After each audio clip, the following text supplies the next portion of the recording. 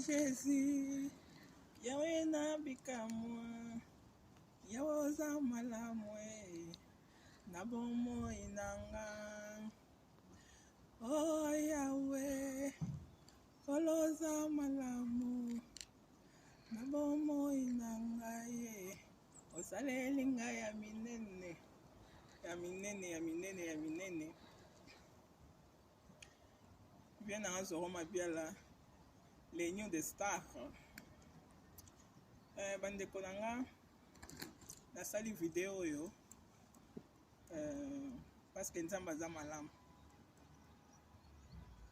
Moi so nzamba za tanko kela ina ne Paola Shengani. Nzamba za malamu. Nzamba tanga salaki mukili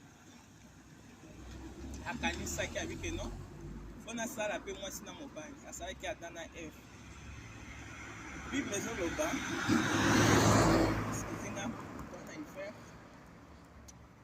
mobali akotika baboti mwasi mpe akotika baboti bakozala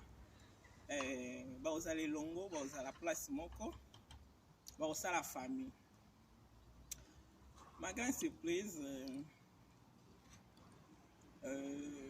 Matou Samuel a proposé nga libala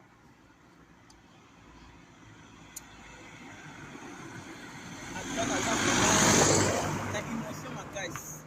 aza na émotion yana bayeke non na bombango boye te na partage yango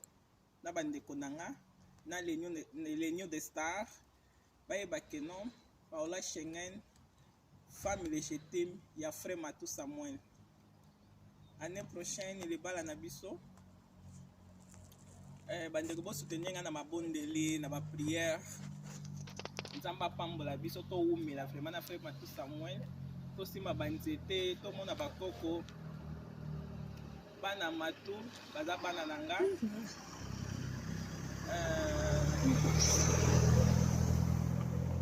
bana frère Matou Samuel ba bana nanga bandeko nanga nga na bondelaki nzamba lakisi ngai kende kobanga te naza na bino frère Matou Samuel pa aza na kati ya ba prière aza na mabondeli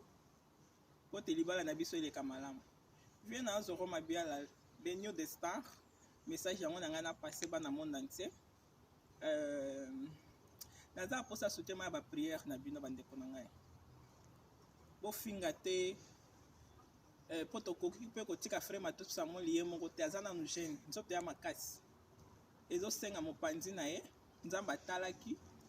amoni ke mopanzi na ye eza Paola Shengani mwasi nzambe azwa ntango kokela inane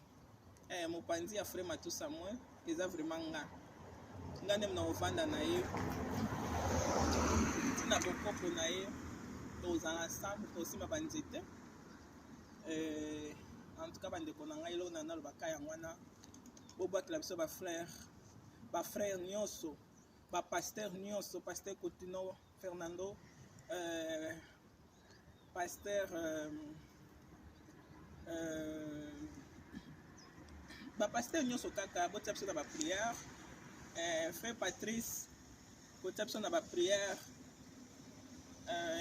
eza vraiment malamu libala na biso evanda vraiment bandeko na ngai nanga nabetaka asete ke bofinga te ekope ekomela yo paster moko mpe boye yo frère moko boye église ata kufela na ye basi me nzambe aponi yo mpo okende kokonsole na libala bovanda na ye nzambe akotia loboko ndenge mpe nzambe aponi nga année prochaine mariage nanga na frère Matou Samuel bandeko na vraiment na posa ya soutien na bino ba prière elonga nanga nalobaka yango wana bien nanga les New de Star. Merci beaucoup.